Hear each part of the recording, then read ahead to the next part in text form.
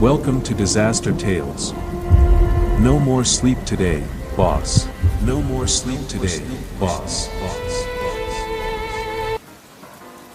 Good morning, or good evening to you, boss. This is your brother Disaster. And today, this is your favorite show, or what's about to become your favorite show, on your favorite digital radio station, or the one that's gonna be your favorite real soon. Here, it's Unbound Horror. Whether it's summer or winter, our winter season never ends. Whether you're listening from the US, the UK, or Canada, it doesn't matter, we're all one family here, boss. Whether you're in your 40s, 50s, 60s, or 70s, you and I are brothers and friends. Even if this is your first time listening, your presence here was meant to be. We all share that spirit of adventure, we're all young wherever horror and adventure find us. And one final piece of advice. If true stories and everything that comes with them scare you, step out, this isn't the place for you. Because here, we buckle up for the fear. Before we turn the volume all the way up. This is Disaster on the Radio, boss. Let's roll. The biting, merciless winter of 1978 settled over the ancient city of Edinburgh like a wet, freezing shroud, wrapping the jagged Gothic gravestones of Greyfriars Kirkyard in an impenetrable, suffocating blanket of thick sea fog and unrelenting sub-zero frost. Down in the damp, forgotten, and shadowed hollows of the sprawling historic cemetery, the air did not merely chill the surface of the skin, it sank straight into the marrow of the bone, mixing the bitter scent of frozen mud, decaying autumn leaves, and the heavy, metallic reek of approaching snow into an oppressive atmosphere that made every single inhalation a calculated, painful struggle. The hour had long since dragged past 3 in the morning, a dead, breathless interval of the night when the city above was entirely silent and the world felt reduced to the stark, claustrophobic boundaries of the open earth. I knelt directly in the freezing, waterlogged soil, my knees sinking deep into the icy mud as I stared down intently at the weathered stone marker bearing the dark, freshly carved numerals, 42. This was the target, a clandestine grave freshly sealed just 12 days prior, its occupants marked down in my private ledger and eagerly awaited by the desperate, ambitious anatomy students of the medical college across town. The silence of the kirkyard was absolute, broken only by the low, mournful howl of the North Sea wind sweeping across the slate rooftops of the old town and whistling eerily through the bare, skeletal branches of the ancient yew trees overhead. Without warning, a sharp gust rattled the frozen canopy, showering down a fine, powdery spray of ice crystals that stung the back of my neck and melted instantly against my heated skin. I tightened my grip on the wooden handle of my specialized trenching tool, a narrow, heavy-duty spade featuring a razor-sharp steel edge designed specifically to slice through frozen turf without emitting the loud, ringing clink of standard iron striking buried stone. Slowly, deliberately, and with controlled precision, I drove the blade deep into the crusted, unyielding earth. The sound was a dull, rhythmic scrape that tore softly through the heavy night air, *KHSH, accompanied by the faint, muffled crunch of subterranean frost shattering beneath the pressurized steel. Every movement required agonizing physical exertion, my shoulders burning from the relentless weight of the damp soil and my lungs laboring against the bitter, piercing cold of the Scottish midnight. I worked tirelessly in the pale, sickly yellow pool of light cast by my portable brass gas lantern resting on a mound of wet clay nearby, its flickering flame throwing long, distorted shadows that danced menacingly across the towering Celtic crosses guarding the surrounding plots. Minute by agonizing minute, inch by exhausting inch, the trench deepened, bringing me closer and closer to the hidden wooden vault buried deep beneath the Scottish earth, and closer to the dark, illicit coin that would keep me fed through the brutal winter months. The heavy brass lantern flickered violently and threatened to die out entirely as another sharp, biting gust of winter wind swept across the open, desolate courtyard of Greyfriars Kirkyard, casting frantic, twisting shadows against the towering Gothic monuments that loomed like silent sentinels in the thick, rolling sea fog. My overworked muscles screamed in silent protest, every single fiber of my upper body aching from the relentless, backbreaking physical labor of the past hour, while my ragged breath plumed in thick, billowing clouds of white vapor against the freezing night air, mingling with the heavy, organic scent of rotting vegetation and wet clay that coated the inside of my throat like dry ash. With a final, desperate heave that strained every ligament in my shoulders, the sharp steel edge of my specialized trenching spade struck something solid with a dull, hollow impact that vibrated straight up through the wooden shaft and into the open palms of my blistered hands. I froze instantly, holding my breath as my ears strained to catch any stray, threatening sound from the surrounding darkness, but the ancient courtyard remained wrapped in its dead, unnatural silence, save for the rhythmic dripping of melting frost from a nearby rusted iron gate. I dropped the spade into the trench, the metal striking the mud with a muffled, clattering vibration, and fell forward onto my hands and knees, leaning heavily over the narrow excavation site. I reached down, plunging my gloved fingers into the wet, clinging earth, and brushed away the final layer of heavy, waterlogged soil to expose the flat, rain-warped surface of an unadorned oak coffin lid. The aged wood felt damp, swollen, and unnaturally cold to the touch, retaining the deep, bone-chilling temperature of the winter ground that had entombed it for nearly 2 weeks.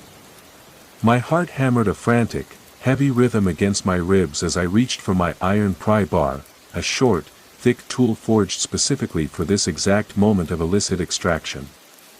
I wedged the flattened, rusted tip into the narrow gap between the wooden lid and the heavy side panel, right beside one of the oxidized brass-headed screws securing the top in place. Leaning my full body weight onto the iron shaft, I pressed down with all my strength to gain maximum leverage against the unyielding wood. The response was instantaneous and agonizingly slow.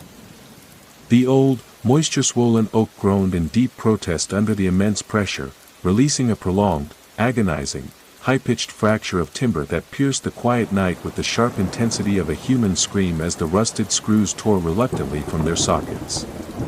A sudden, violent rush of air burst upward from the dark interior of the box, carrying with it an overwhelming, suffocating stench that instantly made my stomach violently churn. It was a thick, chemical, and sickeningly sweet odor, a grotesque hybrid of harsh medical formalin, decaying tissue, and ancient, stagnant earth that coated my tongue and made my eyes water behind my fogged goggles. The noxious, suffocating wave of heavy chemical preservative and decaying organic matter hung thick and freezing in the bitter night air, stinging my eyes with a blistering acid burn and forcing a sharp, violent, involuntary cough that tasted intensely like raw copper and wet soil deep in the raw, bleeding back of my throat. I staggered backward violently on my knees, my gloved hands slipping clumsily and desperately in the slick, muddy trench as my chest heaved with shallow, frantic, agonizing gasps of freezing air that burned my bronchial tubes like inhaled fire. The lingering, abrasive screech of the pried oak lid still echoed faintly in the hollow recesses of my mind, a harsh, metallic friction that tore through the nerves like shattered glass and had utterly shattered the fragile, brooding quiet of the midnight graveyard. For several long, excruciatingly agonizing seconds, I simply froze entirely, paralyzed by pure primal terror, staring down blankly into the gaping, pitch-black void of the wooden box, my pulse pounding so violently and loudly in my ears that it completely drowned out the distant howling of the North Sea wind. The flickering yellow flame of the brass gas lantern cast a weak, jaundiced beam directly into the gaping opening, illuminating the damp, tattered, blood-stained velvet lining that draped the rotting interior sides of the coffin like morbid funeral drapes. Fear, cold and sharp as a jagged icicle driven straight between my ribs, pierced deep through my chest, locking my muscles in rigid, unyielding place and whispering frantic, primal warnings that I had violated something far more dangerous than municipal law or local taboos. But the medical students across town in the college were paying an exorbitant premium for fresh anatomical subjects this brutal winter, and my mounting debts were growing much faster than the snow piling up on the surrounding tombstones. I swallowed hard against the dry, painful, suffocating not constricting my throat, forced my trembling, frost-bitten fingers to grip the damp, crumbling sides of the trench for stability, and slowly, tortuously inched my upper body forward until my face hovered directly over the open aperture of the casket. I reached out with my left hand and carefully adjusted the brass gas lantern, sliding the metal shield upward with a soft click to let a brighter, steadier stream of yellow illumination flood down into the dark wooden interior, pushing back the shadows to reveal the horrifying occupant resting within. My breath caught permanently in my windpipe, and the blood froze instantly in my veins, turning my limbs to solid, unyielding ice as a wave of absolute dread paralyzed my nervous system. The body resting inside the satin-lined box was unequivocally not the pale, sunken, and rigid corpse of a 12-day resident of the grave. The skin possessed an eerie, sickly waxy translucence, pulled unnaturally tight across prominent cheekbones, but it was not the advanced decay that paralyzed my thoughts. It was the eyes. The wide, unblinking glass orbs were fixed in a horrifying wide-open stare that looked straight up out of the wooden box, locking onto my terrified gaze with a terrifying, hyper-focused intensity that defied every single law of nature, biology, and death. The sheer impossibility of what my eyes were witnessing sent a violent, paralyzing shockwave through my nervous system, instantly severing every vital connection between my brain and my limbs. The wide, glassy eyes staring up from the absolute depths of the coffin did not possess the milky, clouded opacity of a dead man. Instead, they gleamed with a wet, unnatural, living sheen, reflecting the weak, flickering flame of my brass lantern with terrifying clarity. But it was the subtle, rhythmic movement of the chest beneath the tattered shroud that completely shattered my sanity, a slow, agonizingly deliberate rise and fall of the ribcage, accompanied by the faint, muffled sound of air dragging through a collapsed, wet windpipe, a dry, rattling wheeze that sounded like air being forced through a wet sponge. Panic, raw and electric, surged through my veins with the destructive force of a tidal wave, short-circuiting every rational thought and replacing it with a primal, animalistic scream for survival that echoed silently in the hollow chambers of my skull. I threw my weight backward in a frantic, uncoordinated scramble, my boots slipping violently against the slick, frozen mud of the steep trench wall. My hands clawed desperately at the loose dirt, sharp stones, and frost-covered grass as I tried to push myself away from the open grave, but the wet earth offered no traction whatsoever against my desperate palms. With a heavy, awkward thud, my balance completely gave out, and I tipped backward, tumbling hard onto my spine against the frozen ground outside the excavation site. The sudden impact knocked the remaining breath from my lungs in a sharp, painful wheeze, leaving me gasping like a fish out of water on the damp, freezing grass. As I fell, my elbow struck the base of the brass gas lantern with enough force to send it spinning violently off the raised mound of clay. The glass chimney shattered against a protruding stone marker with a sharp, explosive pop, *tsh clang, and the exposed flame instantly smothered itself against the wet earth in a cloud of acrid smoke. In a fraction of a second, the comforting, jaundiced glow of the lantern was extinguished, and a crushing, absolute darkness fell over the kirkyard like an iron curtain dropped from the heavens. The fog rolled in thicker and heavier, swallowing the towering silhouettes of the Gothic monuments and plunging the entire graveyard into a velvety, pitch-black void where distance, direction, and time ceased to exist entirely. I lay paralyzed on my back in the freezing mud, my chest heaving wildly beneath my heavy wool coat, my ears straining through the suffocating silence to catch any sound above the frantic, deafening drumbeat of my own terrified heart. Every instinct I possessed screamed at me to get up, to run blindly through the fog toward the cemetery gates, but my limbs felt as though they had been filled with molten lead, anchored firmly to the soil by an invisible, suffocating dread that whispered I had already run out of time. The air around me seemed to thicken, dropping several degrees in a matter of seconds as a deep, unnatural frost began to crystallize over the blades of dead grass framing my head. I could feel the residual warmth draining rapidly from my skin, replaced by an invasive, creeping numbness that started at my fingertips and slowly crawled upward toward my shoulders. In the absolute blackness, the absence of light amplified every remaining sense to an unbearable degree of torment, turning the distant, dripping condensation of the cemetery gate into metallic gunshots echoing through my brain. My fingers twitched involuntarily against the icy soil, searching for the handle of the spade I had dropped, but my knuckles brushed against nothing but empty space and wet, rotting leaves. The weight of the Scottish night pressed down on my chest with the oppressive force of a physical barrier, making every microscopic intake of air feel like swallowing jagged shards of winter ice. I was entirely alone, trapped in the oldest and most feared corner of Edinburgh, stripped of my tools, my light, and my sanity, waiting in the pitch-black void for whatever was rising from the earth to find me in the dark, boss. The absolute darkness of the kirkyard was no longer merely the absence of light, it had transformed into a heavy, suffocating physical presence that pressed down against my chest like a lead weight, robbing the freezing night air of all remaining oxygen. I lay flat on my back in the freezing mud, my muscles locked in a state of rigid shock, my fingers clawing blindly at the dead grass beside me as my mind desperately tried to process the living nightmare that had just unfolded a few feet away inside the open pit. The faint, rhythmic wheezing sound I had heard echoing from inside the coffin, *****, seemed to linger in the damp, stagnant air, vibrating inside my skull with a maddening, hypnotic cadence that completely drowned out even the howling of the distant North Sea wind. Slowly, deliberately, the howling wind died down entirely, sucked into a vacuum of dead, unnatural quiet that felt infinitely heavier, colder, and far more menacing than any winter storm could ever hope to be. And then, cutting softly and deliberately through the absolute silence of the graveyard, I heard it. It was a sound so faint, so impossibly light, that it barely registered above the ringing terror in my ears, the slow, measured scuff of bare feet pressing softly against the frozen, frost-crusted grass, ****,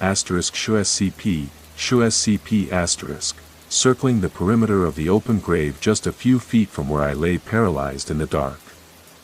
My breath hitched violently in my throat, cutting off the silent scream that had been building behind my locked teeth.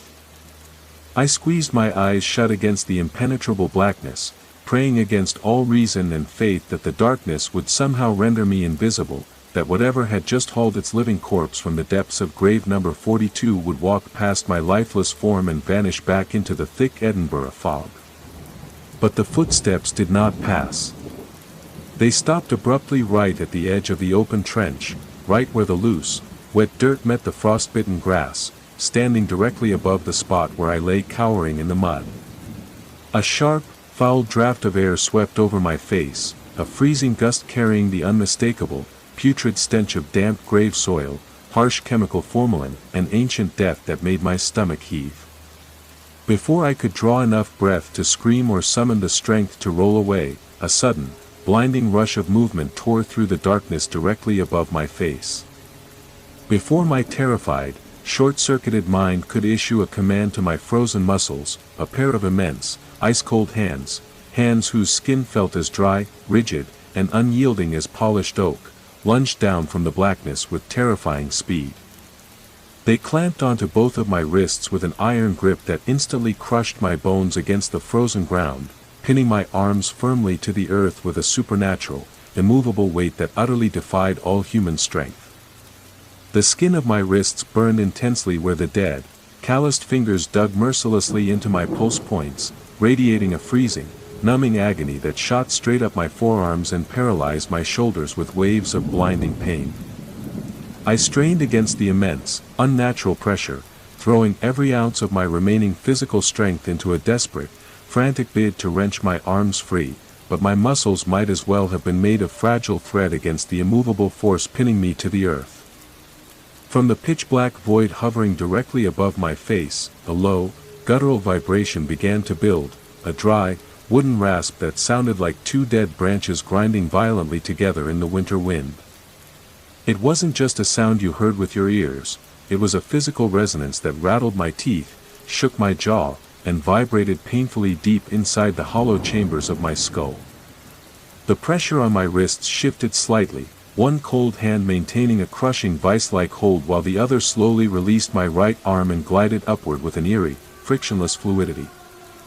Before I could twitch my fingers or turn my head away from the unseen terror, those dry, frigid fingertips brushed against my throat, tracing the frantic, pounding pulse in my neck with a delicate, clinical precision before curling firmly around my windpipe. The fingers tightened just enough to cut off my incoming breath, warning me of the absolute power held over my life and death, while keeping me suspended on the agonizing edge of consciousness. The absolute darkness pressed in from all sides, hiding the face of whatever entity had dragged itself from the wooden box, but the reek of chemical preservative and rotting clay was so overwhelmingly dense that it tasted like poison on the back of my tongue. I lay entirely helpless beneath the suffocating weight, my chest heaving against the empty air, my unseeing eyes staring straight up into the blackness as the terrifying realization washed over me that my career as a resurrectionist had reached its ultimate terminus. The ironclad grip clamped mercilessly around my wrists did not merely hold me down to the freezing earth, it felt as though heavy, rusted steel spikes had been driven directly through my flesh and anchored deep into the subterranean bedrock beneath the soil.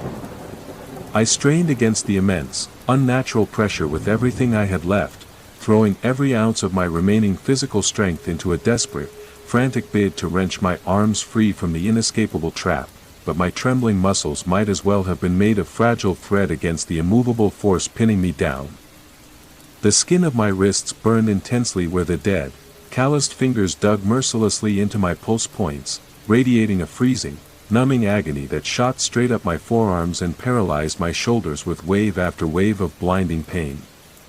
From the pitch-black void hovering directly above my face, a low, guttural vibration began to build, a dry, hollow, wooden rasp that sounded like two dead branches grinding violently together in the howling winter wind.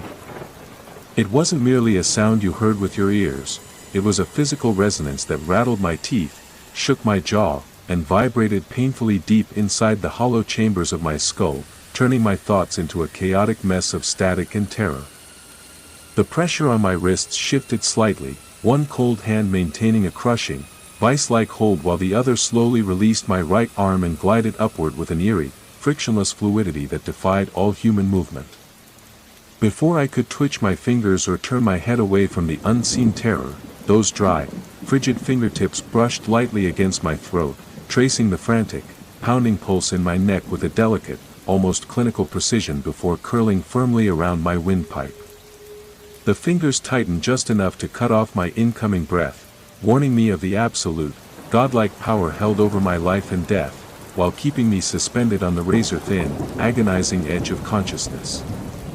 The absolute darkness pressed in from all sides, hiding the face of whatever entity had dragged itself from the wooden box, but the reek of chemical preservative and rotting clay was so overwhelmingly dense that it tasted like poison on the back of my tongue. I lay entirely helpless beneath the suffocating weight, my chest heaving against the empty air, my unseeing eyes staring straight up into the blackness as the terrifying realization washed over me that my career as a resurrectionist had finally reached its ultimate, inescapable terminus. There was no escape route through the thick Edinburgh fog, no friendly face waiting at the cemetery gates to pull me out of the mud, and no amount of stolen coin that could buy me out of this grave. The suffocating weight pressed down with an increasing, bone-crushing severity, squeezing the very last remnants of oxygen from my collapsing lungs as my vision began to blur at the desperate, trembling edges into total, unforgiving blackness. #### Chapter 7. The freezing fog swirling around the open grave seemed to thicken into a dense, impenetrable physical wall, trapping the putrid stench of the open coffin and my own cold, terrified sweat in a suffocating pocket of dead, stagnant air that tasted like copper and old dust. My windpipe remained trapped securely beneath those dry, wooden fingers, constricted just enough to keep my burning lungs starved for oxygen without granting me the sweet, merciful release of complete unconsciousness. Every single muscle in my body trembled violently from the extreme, bone-chilling cold and the sheer, unadulterated terror of my predicament, but the invisible entity holding me down did not waver or relax its hold by even a fraction of a millimeter. Out of the absolute, pitch-black void looming just inches from my face, a voice finally broke the heavy, oppressive silence of the midnight kirkyard, cutting through the roaring of blood in my ears with terrifying clarity. It did not sound like it came from a living human throat, carrying instead the strange, unsettling acoustic quality of words spoken inside a sealed wooden box, a deep, timber-like creak that scraped across my eardrums with a painful, sandpaper friction. The words were whispered in a slow, deliberate cadence, each chilling syllable dripping with a mocking, cruel amusement that instantly froze the remaining blood in my veins and turned my heart into a block of ice. The use of my name, spoken here, in the dead of night, in the deepest, most forgotten hollow of Greyfriars Kirkyard by a corpse hauled straight from the earth, shattered the final protective barriers of my sanity, leaving my mind stripped bare to the horror of the moment. Before my paralyzed vocal cords could force a single sound past the crushing hand on my throat, the dry, hollow voice continued, sliding closer until its freezing, deathly breath brushed lightly against my trembling lips. The sentence hung in the heavy, freezing air like a death sentence pronounced by an ancient, merciless judge presiding over a court of the damned, echoing off the wet gravestones in the mist. The horrifying implications of those words struck me with the devastating force of a physical blow to the chest. I hadn't stumbled upon a random anomaly or a medical miracle gone wrong in the dark. I had been expected all along. Every single grave I had targeted, the precise, calculated timing of my nocturnal visits, the stolen bodies delivered week after week to the university morgues, every single act of my illicit trade had been anticipated, orchestrated, and guided toward this exact, predetermined destination by hands far older and darker than my own. The cold fingers gripping my windpipe suddenly shifted, sliding downward with deliberate slowness to press firmly against the dead center of my chest, pinning my sternum to the frozen mud with a finality that brooked no argument. I lay there in the absolute, velvety darkness, my chest crushed beneath the supernatural weight, realizing with terrifying clarity that the grave I had spent the last hour digging was never meant for the unfortunate soul who died 12 days ago. It had always borne my name carved invisibly into the dark, wet stone, waiting for me to complete the circle. The weight pressing down against my chest grew heavier with every passing second, shifting from a physical restraint into something far more oppressive, a crushing, suffocating anchor that threatened to crack my ribs and force the very soul from my body. The damp, freezing mud beneath my back seemed to swallow my remaining heat, numbing my spine and spreading a creeping paralysis through my limbs that made even the thought of resistance feel utterly futile. In the pitch-black void of the kirkyard, stripped of sight, light, and any hope of rescue, my mind began to fracture under the sheer intensity of the terror, splintering into jagged fragments of frantic, panicked memories. I remembered the cold stone walls of the old university, the damp basement rooms where the anatomy students eagerly traded whispers of gold sovereigns for fresh subjects, and the arrogant, knowing smiles of the professors who asked no questions as long as the tables were stocked before dawn. They had always paid in full, never once caring where the dead came from or whose names were etched into the markers of the plots I desecrated under the cover of night. But looking back now through the lens of absolute horror, I realized with sickening clarity how easy my work had been, how conveniently unguarded the plots had always felt, and how every cemetery path seemed to guide my spade toward this exact, predestined destination without ever once raising an alarm. I was never a clever thief operating in the shadows of Edinburgh. I was a servant carrying out an invisible will, gathering the pieces of a dark mosaic designed by entities whose patience spanned centuries. The voice returned, scraping against the inner walls of my skull like dry leaves dragged across coarse gravel, carrying a sickening tone of mocking gratitude that made my stomach violently churn. The cold fingers resting against the center of my chest suddenly curled inward, digging through the heavy wool of my coat with unnatural strength as a sharp, piercing pain flared beneath my sternum, hot and searing like a brand pressed into flesh. I tried to scream, to shatter the night with a final burst of agony, but my locked jaw and crushed windpipe trapped the sound inside my chest, turning it into a pathetic, muffled gasp that dissolved instantly into the freezing fog. The darkness around me began to twist and shift, the heavy mist parting ever so slightly to reveal towering, shadowy figures standing silently at the perimeter of the open trench, their featureless silhouettes watching the ritual unfold with motionless reverence. They were not ghosts, nor were they the common dead rotting beneath the turf. They were the guardians of the circle, ancient watchers who had stood sentinel over Greyfriars Kirkyard long before the city above us was ever built of stone and mortar. The pressure on my chest suddenly intensified to a breaking point, a sharp crack echoing through my ears as the breath was forced violently from my lungs in a final, ragged expulsion of vapor that plumed into the freezing night air. As my vision began to darken at the edges, tunneling into a narrow, spinning vortex of gray light and cold nothingness, the dry, whispering voice echoed one last time, sealing my fate within the dark earth. The final, suffocating expulsion of air from my lungs left my chest completely hollow, a vacuum of absolute emptiness that mirrored the frozen void consuming my mind. My vision narrowed into a tiny, spinning pinprick of gray light, hovering at the very center of an impenetrable black abyss as my consciousness began to dissolve into nothingness. The pain in my sternum dulled into a distant numbness, a merciful retreat of my nervous system as it surrendered to the inevitability of death. Yet, as unconsciousness drew near, a strange warmth began to seep outward from my chest, spreading through my veins like a creeping liquid fire that clashed with the cold of the night. It was a heavy, intoxicating heat carrying the metallic reek of ancient copper, stale grave dust, and stagnant water. My heart skipped a beat, then another, before settling into a slow, ponderous thud, asterisk thump, thump, thump asterisk, each pulse echoing through my skeletal structure like a cathedral bell. The entity pressing down upon me shifted its weight, easing the crushing pressure just enough to allow a single, ragged gasp of air to tear down my burning windpipe. I inhaled deeply, but the air tasted thick, dry, and impossibly old, like the atmosphere inside a sealed masonry vault.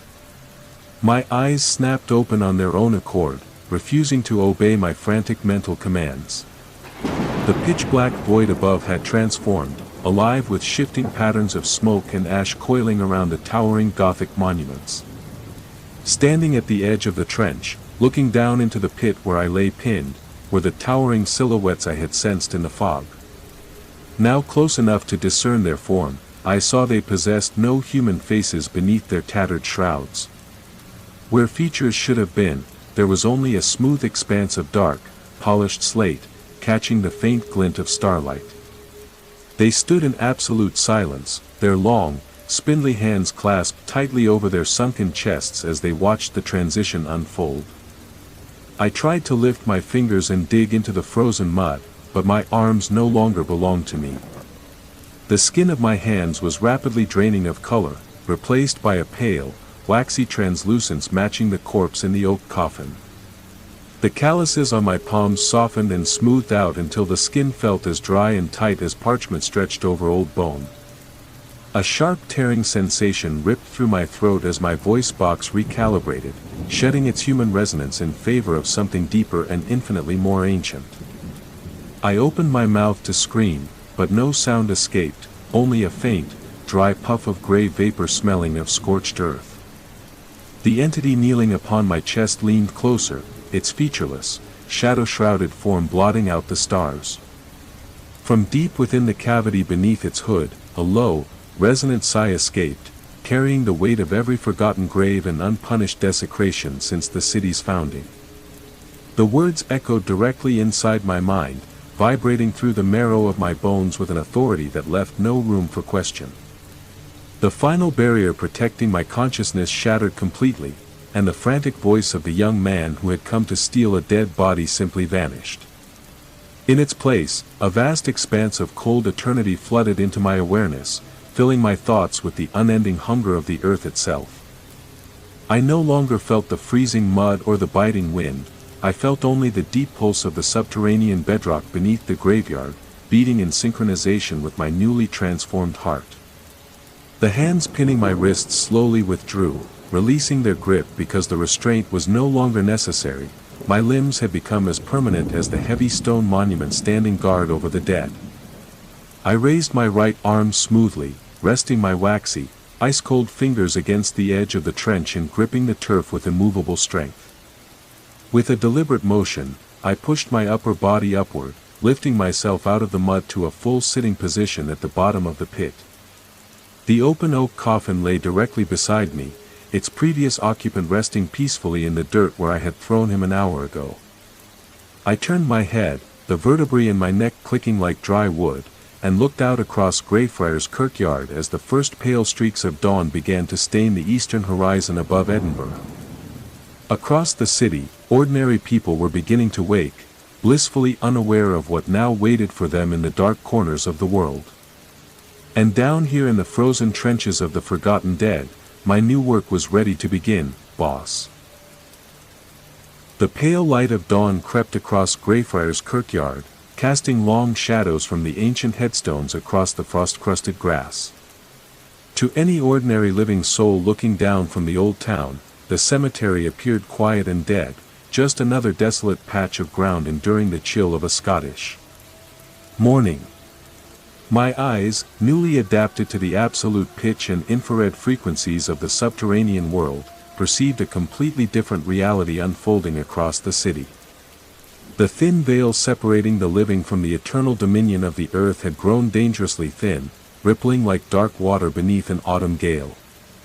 I remained seated at the bottom of the deep trench, my back resting against the damp earth, my limbs heavy and unyielding as cast iron. The open oak coffin lay directly beside my left knee, its velvet interior stained with dark fluids and preservatives, while its former occupant rested quietly in the dirt at the base of the pit. I raised my right hand, flexing the waxy fingers against the morning chill, marveling at the utter absence of sensation. The freezing wind did not cause my skin to tingle.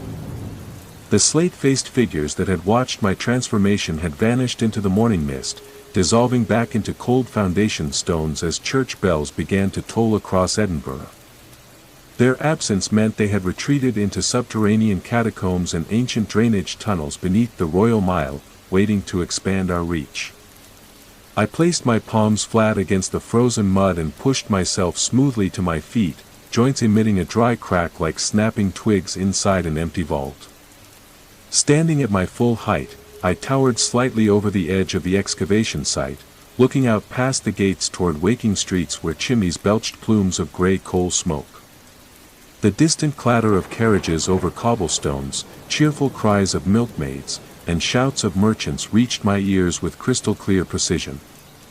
I heard the frantic beating of human hearts through the stone walls of nearby tenements, rapid, fragile little drums fluttering against the inevitable tide of time and decay.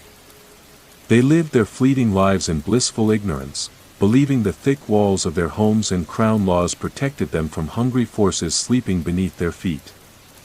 They did not know that every shovel of earth turned in secret, every stolen body dragged from its plot, and every whispered pact had been drawing an inescapable net for centuries. And now, the final cornerstone of that grand architecture had been laid in place beneath my ribs. I stepped out of the trench easily, my heavy boots sinking an inch into the frost-bitten turf before finding absolute traction against the soil. The heavy woolen coat I wore, stiffened with old mud and frost, felt like a shroud draped over a monument, fitting my transformed frame with chilling symmetry. I turned my back on the empty grave and the scattered tools of my former trade, the rusted spade, broken lantern glass, and coiled ropes, leaving them behind like discarded toys. Walking with an utterly silent gait, I moved toward the main stone archway of the cemetery gates, where morning fog swirled thickest around ancient iron spikes. As I passed beneath the heavy stone lintel and stepped out onto cobblestones, a solitary night watchman wrapped in a plaid blanket trudged around the corner against the wind. He nearly walked directly into my path, but stopped short just a yard away, raising his fog-dimmed lantern to peer through the gloom at my face. For a terrifying fraction of a second, I waited for him to scream, to recognize the missing resurrectionist whose name was scrawled in the ledgers of the Cowgate. Instead, his tired eyes drifted blankly over my features, registering nothing more than a passing shadow cast by towering stone walls. His shoulders visibly sagged as he muttered a low curse, turned his face away, and hurried past without uttering a single word. He didn't see the cold eternity staring back from my eyes, he only felt the sudden, unnatural drop in air temperature as I brushed past his shoulder, leaving a faint reek of grave clay. I continued walking down the sloping alleyway toward the labyrinthine depths of the old city, my boots striking ancient stones with a firm resonance echoing softly between tenements. The morning sun clawed weakly over Edinburgh Castle, casting a pale light across rooftops, bringing no warmth to my skin and touching no corner of the quiet darkness occupying my soul. My old life as a desperate grave robber trading stolen flesh for silver coins was dead and buried in the frozen mud of Greyfriars, resting peacefully alongside countless secrets locked away. A far greater, more patient harvest awaited me in the shadows, stretching out across the endless nights to come, boss. The labyrinthine alleys of the old town offered no sanctuary from the biting chill, yet the ancient, soot-stained stone walls seemed to lean in closer with a familiar, almost protective embrace as I descended deeper into the suffocating shadows of the Royal Mile. Every Gothic archway, every shadowed stone staircase, and every damp, reeking courtyard whispered of forgotten history and buried secrets, echoing the slow, steady rhythm of my heavy boots against the slick, frost-covered cobblestones. I was no longer a frantic fugitive running from the city watch or sneaking through the midnight gloom with a rusted shovel over my shoulder. I walked as an undisputed master of the dark realm that lay concealed beneath the city's surface. As I approached the narrow, winding descent toward the Cowgate, the ambient sounds of waking Edinburgh began to fade, replaced by a profound, suffocating silence that clung to the damp walls like a second skin. From the dark mouths of forgotten drainage tunnels, bricked-off sewers, and sealed cellar entrances, silent figures began to materialize from the thick morning fog, their tattered shrouds whispering against the stone with a dry, rustling friction.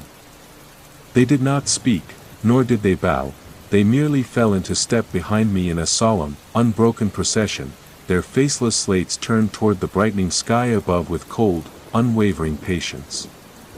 We moved as a single, unstoppable entity through the sleeping arteries of the city, passing unhindered beneath barred windows and heavy oak doors behind which mortals dreamed their fragile, fleeting dreams of tomorrow. Every dark cellar, every ancient crypt, and every neglected tomb across the sprawling expanse of the old capital now answered to a single, unified pulse, the slow, heavy thud beating deep within my chest. The grand architecture of shadows, built over centuries through stolen bones and whispered midnight pacts, had finally achieved its complete, expanded, and permanent form. I stopped at the threshold of a massive, iron-reinforced timber door set deep into the subterranean foundation of an ancient tenement, the very nexus where the old drainage tunnels converged beneath the city. With a slow, effortless motion, I placed my waxy, ice-cold palm against the rusted iron latch, and the heavy barrier swung inward without a sound, revealing a vast, subterranean vault stretching out into absolute, endless dark. I paused on the threshold, letting the heavy, stagnant air of the deep earth fill my lungs, tasting the ancient dust and the sweet promise of eternity lingering within the vaulted chamber. I turned my head slightly to look back up toward the faint, sickly sliver of pale sunlight fighting its way through the dense canopy of chimney smoke far above, watching the distant mortals scurry like ants across the cobbles. Let the living wake, let them trade their silver coins, and let them crown their kings upon the sunlit surface of the earth, blissfully unaware of the empire rising right beneath their unsuspecting feet. Our work beneath the stone had only just begun, boss. The heavy iron-reinforced door clicked shut behind me with a sound like a muffled thunderclap, sealing away the last pale trace of Edinburgh's morning light and plunging me into a profound, absolute dominion of shadow. In this subterranean expanse, vast, cathedral-like, and carved directly out of the living bedrock beneath the city's ancient foundations, there was no concept of day or night, no fleeting march of hours, and no fragile ticking of mortal clocks. Here, time did not move forward in a straight line, it accumulated in heavy, undisturbed layers, settling like fine gray dust over the countless relics of the earth's long memory. As I walked forward into the center of the subterranean vault, my boots making no sound against the thick carpet of silt and dry soil, the silent procession of slate-faced entities parted cleanly to either side, melting seamlessly back into the dark stone pillars that supported the weight of the streets above. They did not disperse, they simply took their eternal stations, standing motionless in the recessed alcoves and forgotten archways like statues carved from the very heart of the mountain, their featureless faces attuned to every vibration pulsing through the bedrock. I reached the center of the vaulted chamber, where a massive, circular altar of dark, unpolished granite rose from the floor, worn smooth by centuries of nameless rituals, ancient pacts, and the slow, weeping condensation of underground springs. Upon its cold, flat surface lay an open ledger bound in blackened calfskin, its pages yellowed and brittle with age, containing the names of every resurrectionist, grave robber, and desperate soul who had ever dared to trade in stolen flesh beneath the Edinburgh fog. My hand, pale, waxy, and entirely devoid of human warmth, hovered over the open book for a long, meditative moment before resting flat against the blank parchment at the very end of the final page. I did not need a pen or ink. The dark, metallic fluid that now surged slowly through my veins in place of blood answered to my quietest will, seeping from the tips of my fingers to leave a permanent, obsidian black signature branded deep into the grain of the paper. With that final stroke, the invisible web connecting every crypt, graveyard, and forgotten catacomb across the Scottish capital locked into place with a definitive, bone-deep resonance that vibrated through the soles of my feet. Across the city, up above in the twisting closes of the old town, along the frost-crusted lawns of Greyfriars, and down in the damp, winding catacombs beneath the South Bridge, every dormant thing stirred in unison. The earth beneath 1,000 freshly dug graves seemed to heave ever so slightly, settling deeper into its eternal sleep as the invisible boundaries separating the living world from our domain dissolved entirely. I turned my back to the granite altar and walked slowly to the edge of the great subterranean cavern, where a series of natural stone balconies overlooked an immense, bottomless chasm plunging deep into the thermal heart of the earth. Far down in the pitch-black abyss, rivers of sluggish, mineral-rich water murmured in a low, unending chant, carrying the accumulated runoff, secrets, and sorrows of an entire civilization downward into the dark. I rested both hands against the cool stone railing, looking out into the boundless expanse of the underground empire that now stretched endlessly before me in every direction.